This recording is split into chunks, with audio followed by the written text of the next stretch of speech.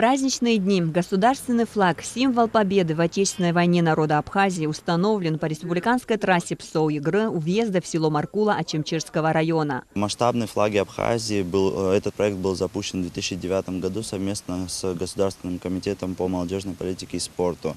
Такого рода флаги были установлены во всех городах Абхазии, и после этого было решено, что мы будем ставить флаги в памятных местах боевой славы, там, где проходили жесточайшие сражения. Наша компания и в дальнейшем собирается продолжать этот проект. Под звуки государственного гимна на 20-метровую высоту учащиеся Ачимчирской школы-интерната поднимали полотнище размером 32 квадратных метра. Отныне на возвышенности у развилки дороги Сухум-Ачимчира гордо реет абхазский флаг.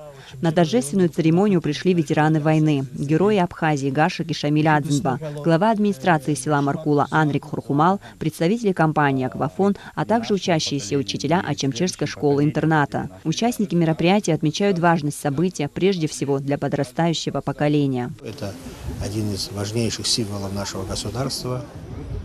Вот, у нас уже был, когда началась война, вы знаете, это было до войны, этот флаг, гимн, герб, все было принято.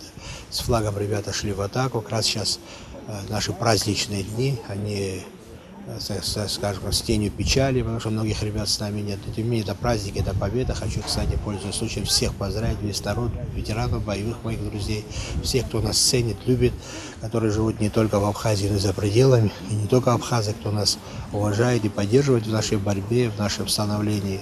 Вот такие вот мероприятия, которые проводит компания «Аквафон», оно способствует этому поднятию патриотического духа и отношению к символам нашего государства. Ачимчирцы Ливан Торчу и Алхаз Харазия подготовили проект по благоустройству территории у подножия большого флага. По инициативе общественности района здесь будет разбит сквер. Представитель компании «Аквафон» Астан Барцец передал главе администрации Маркулы Анрику Хурхумал еще один экземпляр флага для дальнейшей замены.